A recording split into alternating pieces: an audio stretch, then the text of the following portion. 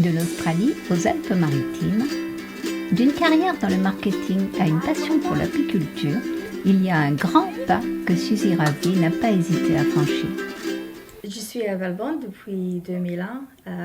Je venue de Sydney avec mon mari qui est français.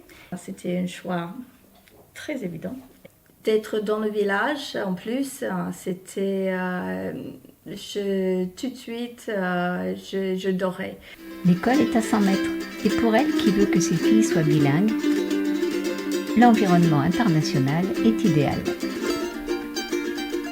Les filles ont grandi et après je commençais à chercher quelque chose où je sentais utile et qui était marié plus avec mes idéologies qui avaient changé peut-être aussi depuis que j'étais plus jeune. Investie en tant que parent d'élève, elle intègre l'équipe municipale en 2008 comme déléguée à la santé alimentaire et à l'agriculture.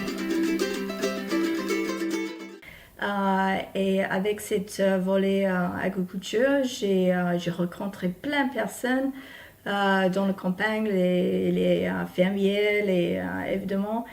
Elle découvre l'apiculture, profitant d'initiations proposées par des associations à Valbonne. Elle acquiert sa première ruche en 2014 et se forme au CIVAM apicole 06 à la Gaude. Elle possède aujourd'hui une dizaine de ruches sur les hauteurs du village.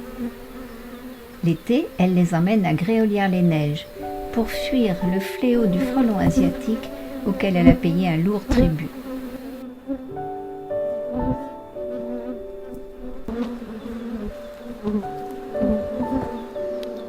Avec l'expérience, elle est devenue familière des dangers qui guettent ces butineuses, comme le varroa, un minuscule insecte parasite.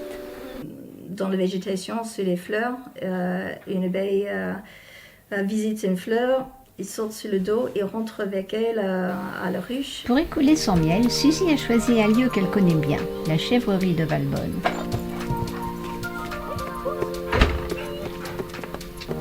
Elle s'y rend régulièrement pour la vente ou des animations. En tant qu'élue, elle a participé activement au projet de cette chèvrerie voulue par la ville sur un terrain qui abrite aussi des serres et un poulailler bio. La chèvrerie est aujourd'hui très appréciée des Valbonnais.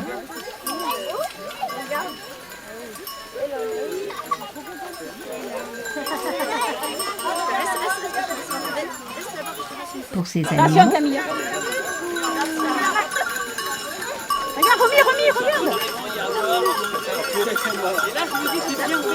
et pour son fromage 100% local.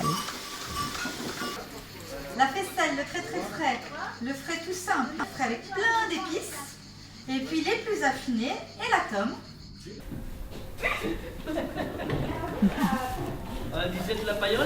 Alors les chèvres, on en a 80. C'est la deuxième saison où on a les chèvres qui mettent bas. La fromagerie est réouverte depuis le 2 mars. Et si tout va bien, jusqu'à début décembre.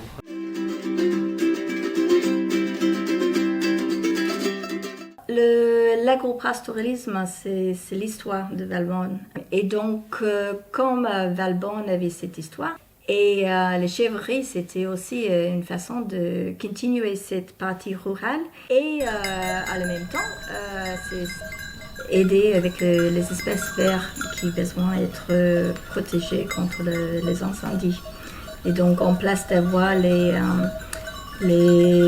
débroussaillements mécaniques, on peut faire ça avec les chèvres.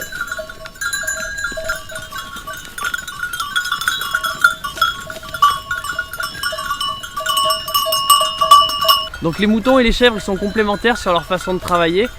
Surtout quand on fait de l'entretien en extérieur, parce que le mouton il va surtout manger ce qui est au sol et ce qui est en bas, alors que la chèvre elle va manger ce qui est ligneux, les feuilles et ce qui monte un petit peu plus dans les arbres. Donc ça nous permet d'avoir un nettoyage qui est quand même nettement plus propre quand on passe derrière un mélange de moutons et de chèvres sur le terrain.